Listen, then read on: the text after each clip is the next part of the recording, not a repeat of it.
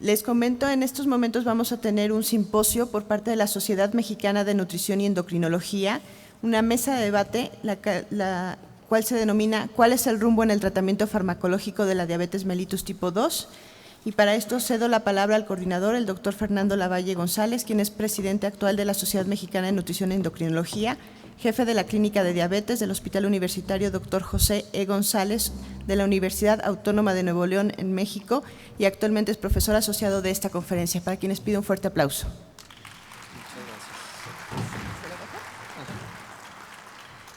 Muchas gracias, Sandra, y muchas gracias, Toño, por la invitación a estar con todos ustedes aquí.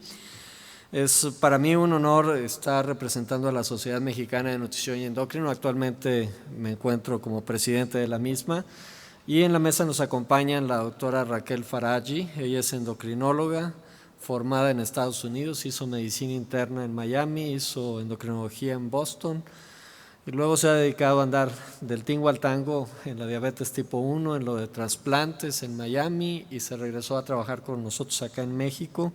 Es una entusiasta colaboradora en el área de diabetes en la Sociedad Mexicana de Nutrición y Endocrino. Doctor Rogelio Zacarías es jefe del Departamento de Medicina Interna del Hospital GA González. Él es endocrinólogo formado aquí en México. Tengo el honor de que participe conmigo en la mesa directiva. Actualmente es tesorero en la Sociedad Mexicana de Nutrición y Endocrino y es también bien reconocido por todos nosotros en el área de diabetes.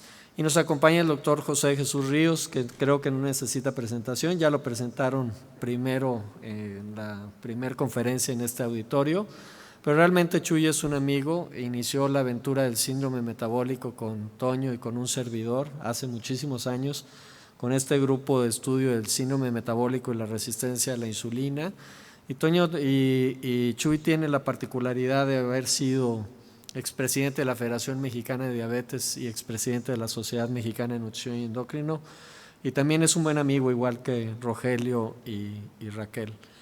Lo que vamos a hacer en este debate es presentarles dos pequeñas sets de diapositivas. El primero va a estar a cargo de Raquel y el segundo a cargo de Rogelio, y después pasaremos a una discusión interactiva. Queremos que ustedes participen en la discusión.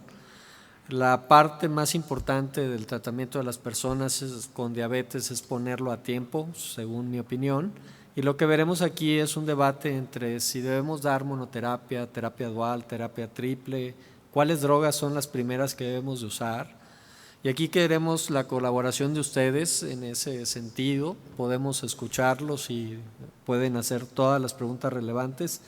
Y si ustedes no hacen muchas preguntas, se las voy a empezar a hacer yo a ellos y luego se las voy a empezar a hacer a ustedes en el auditorio. Porque la realidad es que necesitamos conocer qué estamos haciendo para poder mejorar la calidad de la atención de las personas con diabetes. Raquel, te presto el señalador, aquí estamos.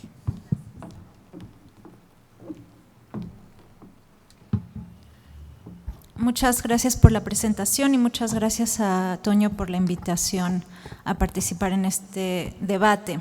Y en el interés de debate traté de hacer la mínima cantidad de diapositivas y les hice esta gráfica donde podemos ver en un eje la hemoglobina glicosilada y en otro la glucosa, y generalmente yo esto se lo dibujo a mis pacientes como una pirámide. Y lo que quiero que vean es que la normalidad es estar entre 4 y 5.7 de hemoglobina glicosilada. De 5.7 a 6.4 estamos hablando de intolerancia a la glucosa o prediabetes, y arriba de 6.5 es diabetes. Esto ya todos ustedes lo saben. Pero ¿por qué de 5.7 a 6. De 5.7 a 6.4 es intolerancia a la glucosa? ¿Por qué es importante diagnosticarlo? ¿Por qué es importante saber? Porque ya en ese momento empieza a haber complicaciones tanto micro como macrovasculares en ese momento. Entonces es muy importante que, bueno, primero haya prevención de esta enfermedad y si no se puede prevenir, al menos evitar que esta progrese. Y acá lo que veo, los que les quise poner son las metas de control. Y como vemos, pues lo ideal sería estar como una persona que no tiene diabetes, pero eso es muy difícil por el riesgo de hipoglucemia. Entonces, si podemos usar fármacos que no predisponen a la hipoglucemia, pues es muchísimo mejor para nuestros pacientes. Muy buen control sería estar abajo de 6.5, entre 6 y 6.5, con glucosas en ayuna abajo de 110 y glucosas postprandiales abajo de 140. Sabemos que eso es muy difícil. Un buen control sería tener abajo de 130 en ayunas, abajo de 180 2 horas postprandial. Aceptable podría ser estar un poquito alto, pero como ven los colores, pues si estás en verde estás bien, como un semáforo. Cuando el verde ya se está poniendo un poquito amarillo ya tienes riesgo. En amarillo pues ya están los riesgos. Entre 7 y 8 el riesgo es pequeño, pero existe. Arriba de 8 hasta 9 el riesgo es mayor y obviamente arriba de 9% es inaceptable. Nadie en el siglo XXI debería de tener una hemoglobina glicada arriba de 9%. Y aquí es un resumen de las metas de control según las asociaciones: normal 70-99, menos de 139 y menos de 5.6. Según ACE, lo ideal es tener la glucosa en ayuna menos de 110 y la postprandial menos de 140. La ADA marca de 80 a 130 en ayuno, lo subieron de 70 a 80 para evitar esto de la hipoglucemia, y 2 horas después de comer abajo de 180 o el pico, y una hemoglobina abajo de 7. Y luego están los niños, que ya en general todos abajo de 18 años, lo mejor es abajo de 7.5%, y embarazo y diabetes gestacional, que no es realmente el tema de la plática de hoy. Y lo que sabemos, representado en mis gráficas anteriores, es que el UKPDS y el DSCT demostraron que si se reduce la hemoglobina glicosilada vamos a tener menos complicaciones microvasculares, y que si hacemos el seguimiento a largo plazo también vamos a tener menos complicaciones cardiovasculares. En algunos hubo disminución de mortalidad, en otros no. Desafortunadamente, los estudios que siguieron, que trataron de ser mucho más estrictos en el control, no se conformaban con abajo de 7%, sino que 6%, y fueron muy estrictos y muy intensivos. Pues desafortunadamente en el ACORD se vio este problema de aumento en la mortalidad, que la realidad es que hasta ahorita todavía no sabemos bien si es por hipoglucemia o no. Y bueno, esto es de las últimas guías del 2015 de la Asociación Americana de Diabetes y de la Asociación Europea. Y aquí lo que dicen es: tenemos que ser flexibles, pero tratar de mantener a todos nuestros pacientes, si está bien, si es joven, si no tiene comorbilidades, abajo de 7%.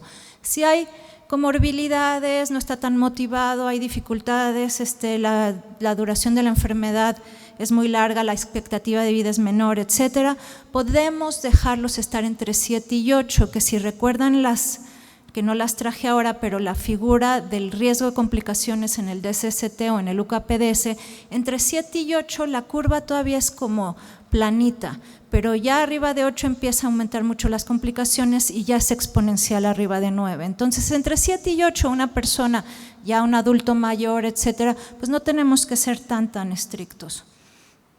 Estas son las guías y en general no cambian de las de 2012 mucho, excepto que agregan los SGLT2 y siguen hablando de metformina como terapia inicial, en lo que yo estoy de acuerdo siempre y cuando el paciente lo tolere, y después ir aumentando los medicamentos según si se ha logrado o no entrar en la meta. Si con terapia dual no se puede, se escala terapia triple, y si no, pues se usa insulina basal o insulina prandial, GLP-1.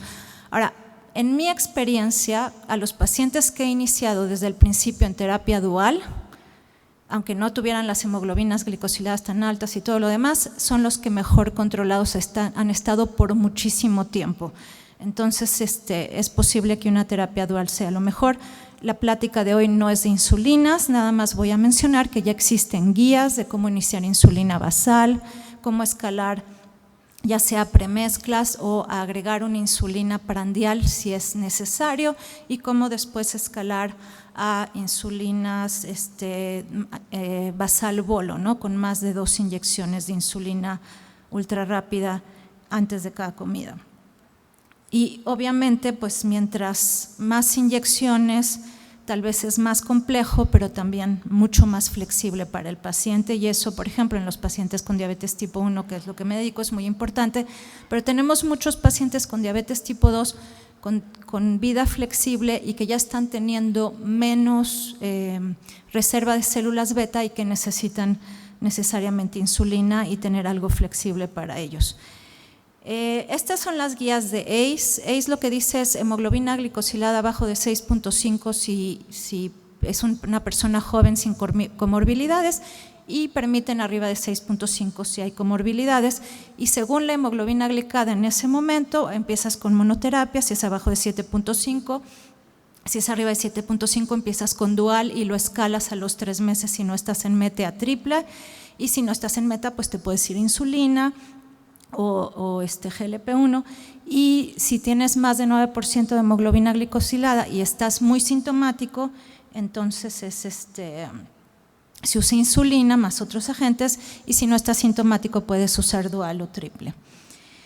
A mí en lo personal me parecen muy simples las guías de ALAD y por eso me gustan, porque te fijas si el paciente está estable o inestable. Si está estable y su A1C es menos de 8, inicias con terapia monoterapia con metformina y vas escalando, y si el paciente tiene más de 8%, pues entonces inicias con terapia dual, metformina más de PP4 y vas escalando la terapia. Es simple, es fácil de recordar.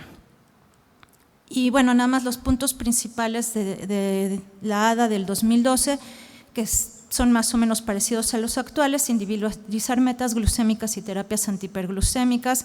Alimentación, ejercicio y educación son básicos. Un paciente puede tener la mejor insulina del mundo, el mejor DPP4, el mejor GLP-1, y si no cuida su alimentación seguramente no va a estar bien controlada.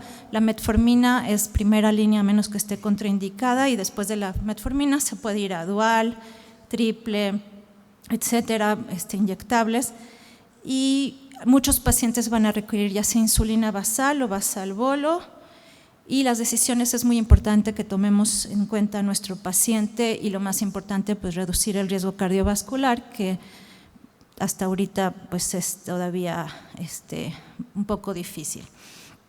Nada más, casi para terminar, creo que es muy importante prevenir la enfermedad, empezar tratamiento oportuno, temprano, y continuarlo siempre, como siempre dice el doctor Lavalle.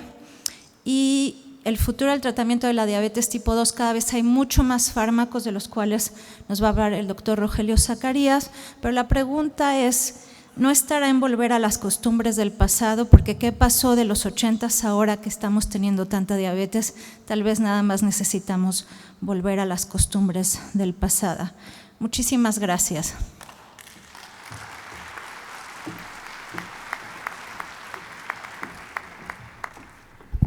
Buenos días, muchas gracias Fernando por la presentación, al doctor Antonio González Chávez por esta nueva invitación. Creo que he estado en casi las 7 conferencias y pues, ha sido un honor para mí como compartir esta mesa con mis distinguidos colegas. Bueno, pues el tema ya se anota aquí, les pongo mis declaraciones de conflictos de interés. Me han visto a lo mejor trabajar con algunas compañías hablando de los productos que hay en diabetes. Sin embargo, en esta presentación no hay conflicto que declarar. Bueno, la diabetes sabemos que es una enfermedad progresiva. Hemos aprendido esto a través de muchos años y a través de los diferentes trabajos que han mostrado esta característica de la evolución, de la progresión de la enfermedad. No es lo mismo el paciente que se le hizo el diagnóstico de diabetes en el 2006, al 2011, al 2015, no es el mismo paciente, están cambiando condiciones, no responde igual. La terapia que usó en un principio a lo mejor ahora ya no nos está dando los mismos resultados. ¿Y por qué ocurre esto? ¿Por qué está sucediendo esto? Que los pacientes continuamente caen en descontrol. Bueno, la respuesta a esta pregunta no es sencilla, pero pues es parte de lo que les quiero poner, que hay una alteración en la respuesta aguda a la insulina, que los mecanismos que producen la diabetes, que enseguida vamos a revisar, pues están presentes y están evolucionando. Hay la necesidad de ir agregando medicamentos si es que uno desea realmente obtener las mesas de control, se pierde el control glucémico. Y bueno, pues también hemos hablado mucho de este fenómeno de la pérdida de la función de la célula beta como una de las explicaciones importantes de por qué un paciente empieza a perder su control glucémico. Y aquí está este esquema que originalmente lo diseñó Richard Bergenstahl, pero pues ahora varios autores han dado su versión acerca de lo que sucede desde el principio de la enfermedad, en la que hay aumento en la resistencia a la insulina, que hay disminución de la secreción de insulina y que, visto así,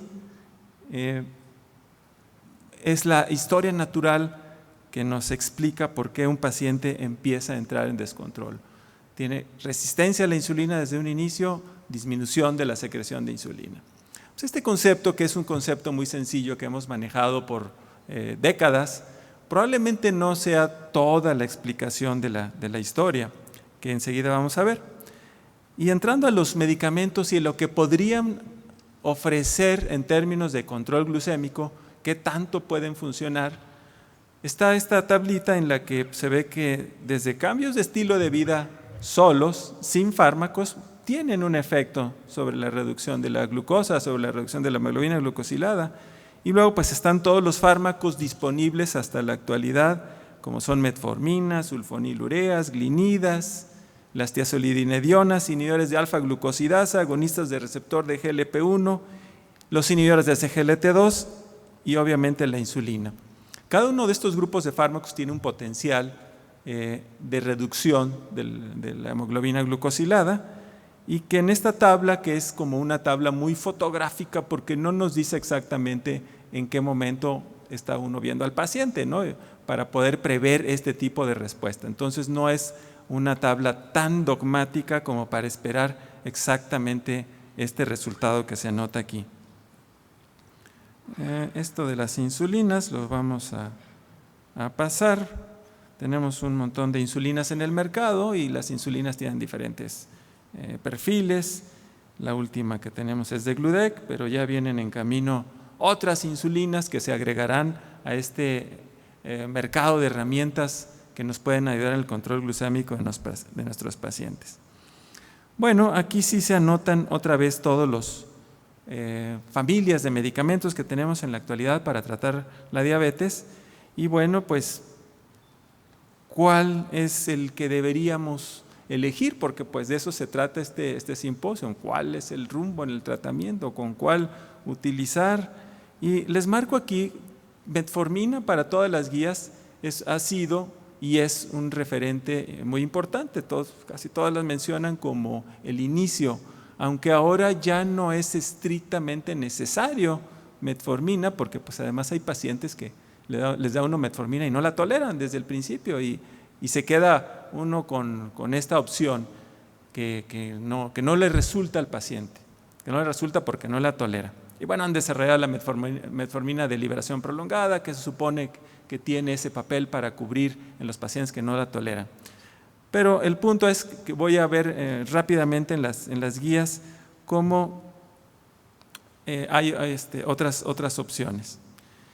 Y recordando por qué se eleva la glucosa en los pacientes con diabetes tipo 2, pues en el 2009 el doctor Ralph Defronzo sacó esta imagen que ahorita pues utilizamos mucho, que es el octeto ominoso de la diabetes tipo 2.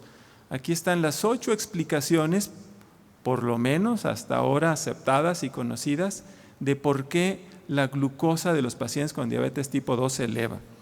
Y pues 20 años antes hablábamos de la resistencia a la insulina, que está ahí anotada, hablábamos de la disminución de la secreción de insulina, está ahí anotada, y luego del factor hepático, la contribución del hígado en produciendo una cantidad importante de glucosa.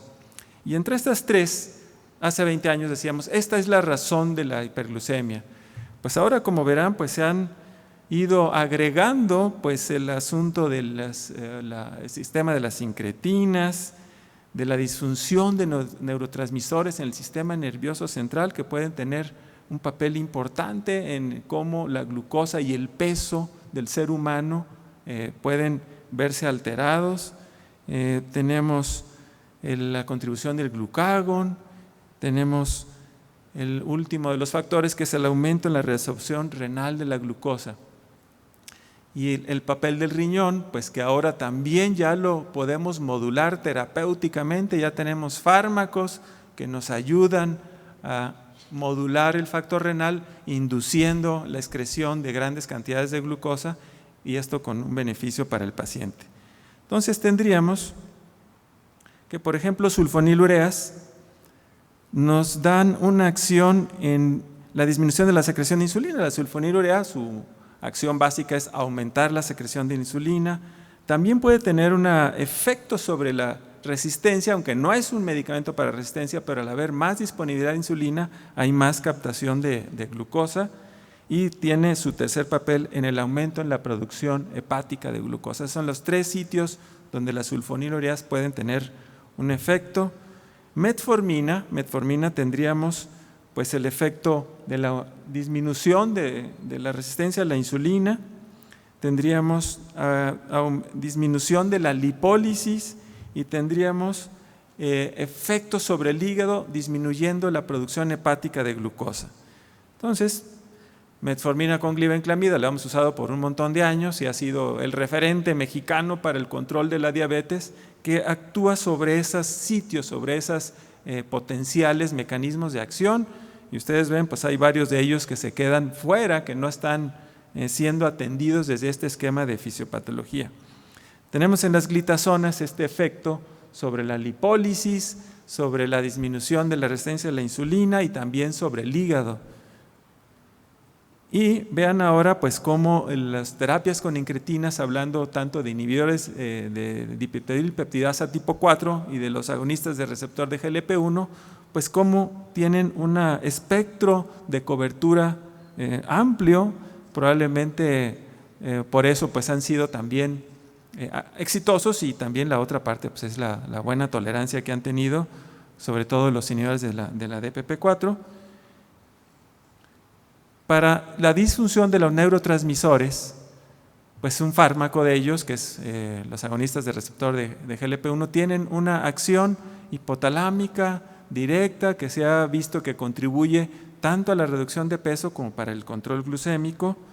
Y finalmente pues tenemos ya los inhibidores de los cotransportadores de glucosa a nivel renal, que pues decía yo hace unos momentos que han sido útiles en el tratamiento. Entonces, eso es lo que podrían hacer las diferentes familias de fármacos que tenemos disponibles. Actuar sobre este octeto, algunos en el mismo medicamento actuando en 2 o en 3 niveles, algunos en uno solo, como por ejemplo para neurotransmisores o para el aumento de la excreción de glucosa a nivel renal. Entonces, pues ahí tendríamos que ir pensando cuál podría ser nuestra manera de enfocar el tratamiento, si con un medicamento podemos controlar la mayor parte de estos factores, o si tenemos que usar 2 o hasta 3 medicamentos, e incluso utilizando insulina, etcétera. Pues eso es lo que un poco más adelante vamos a estar discutiendo. ¿Cuál guía? Pues tenemos muchas guías. Las guías más actualizadas son las de la Asociación Americana de Diabetes junto con la Sociedad Europea de Diabetes, que tienen actualización 2015, o las guías de la Asociación Americana de Endocrinólogos Clínicos, también tiene su actualización 2015, y están las guías de la IDF, las guías ALAD, y pues ya Raquel hace unos momentos analizaba las guías. Yo voy a ponerlas ahí realmente muy rápido, solamente para mencionar pues que la terapia monoterapia, el escalar a 2 medicamentos, a 3 medicamentos, pues ha sido la manera tradicional de enfrentar la enfermedad, yendo por pasos. Sin embargo, pues también espero que discutamos si este tratamiento así en estas etapas nos puede rendir los mejores resultados o no en nuestros pacientes con diabetes. De ahí que, por ejemplo, en las guías de la Asociación Americana de Endocrinólogos Clínicos, pues nos da esa opción de ir empezando con monoterapia cuando el paciente tiene un nivel de glucosa no muy alto, pero se puede usar combinaciones desde 7.5%, y las combinaciones pues son realmente cualquiera de la oferta que tenemos de medicamentos. Podemos ir hasta triple terapia, o se puede adicionar insulina o no, que trataremos pues de revisar cuáles casos podrían ser los que merezcan el uso de insulina combinado con 1 o con 2 medicamentos orales. Son las guías de la ALAD, que pues también tienen esa división de si son menos descontrolados, menos de 8.5, o peor controlados los que tienen más de 8.5, y las opciones obviamente van siendo a peor descontrol, usar más medicamentos para conseguir las metas de control. Aquí les pongo un trabajo más sencillo. Lo que expone aquí Matthew Riddle, es el autor de este trabajo, es: ok, pacientes con diabetes tipo 2, ¿qué puedo hacer?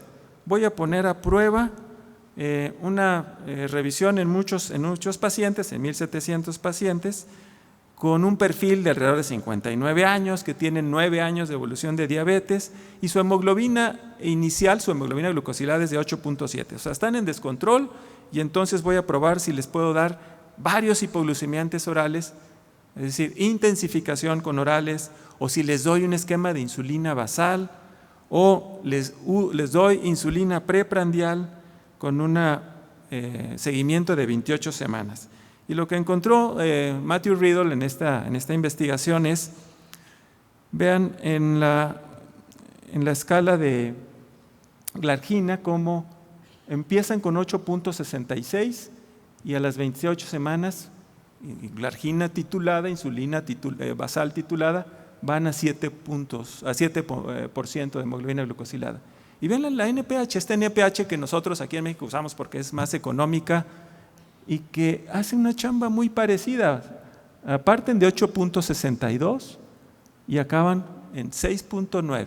Insulina NPH. La insulina NPH es tan efectiva como glargina, solamente que da más hipoglucemia. Eso es algo que uno tiene que ponderar.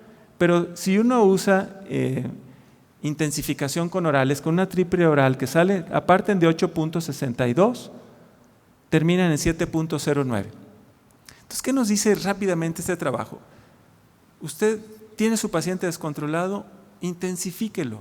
Puede usar insulina, puede usar hipoglucemiantes, puede usar 1, 2 o 3 hipoglucemiantes, y bien empleados o bien seleccionados, los resultados pudieran ser muy parecidos, de tal manera que como parte pues de la discusión que tengamos y que tengan sus preguntas es ¿cuáles medicamentos? ¿Ya no usa insulina? No, sí hay que usar insulina, y vamos a discutir eso. ¿Cuáles pacientes son mejores candidatos para insulina y cuáles a lo mejor con qué fármacos orales podríamos hacer la intensificación? Ok, termino mi charla con esta imagen, que un paciente que tiene más de 140 miligramos de glucosa en ayunas o tiene más de 8% de hemoglobina glucosilada es algo que no debemos permitir, no debemos tolerar, y es algo que tristemente a veces hacemos y toleramos. Si el paciente tiene 8 y en la siguiente consulta tiene 8.5 y hay la promesa de que para la siguiente voy a estar bien y el paciente está ahí, y como ya se ha mostrado en esta presentación, en esta mañana, ese 8.5% es igual a complicaciones y es igual al deterioro que estamos luchando por evitar. Entonces, las causas de por qué ocurre esto son muchas, ¿no? Los esquemas de la fisiopatología de la diabetes nos dicen que falla la célula beta, pero el paciente si es sedentario, si está obeso y no baja de peso, si no es adherente al tratamiento, si tiene infecciones intercurrentes, va a tener una pérdida, dice tasa predecible, yo diría mejor que tasa garantizada. O sea, si no se hace la chamba, el paciente va a entrar en descontrol. Y entonces es muy importante corregir el descontrol metabólico. La elección del tratamiento, terapia doble, triple, combinación con insulina, usar agonistas de receptor de GLP-1, pues va a depender de la selección que hagamos nosotros, y esa selección tiene mucho que ver en qué tipo de paciente es el que tengo, en qué etapa está, qué meta de control tengo para ese paciente. Si es un paciente que tiene 75 años, ya tuvo un infarto, tiene daño renal, ¿lo debo llevar a menos de 7% de hemoglobina glucosilada? Ya nos mostraba Raquel que no, de entre 7 a 7.9 para ese paciente con una poca expectativa de vida, no vale la pena ser tan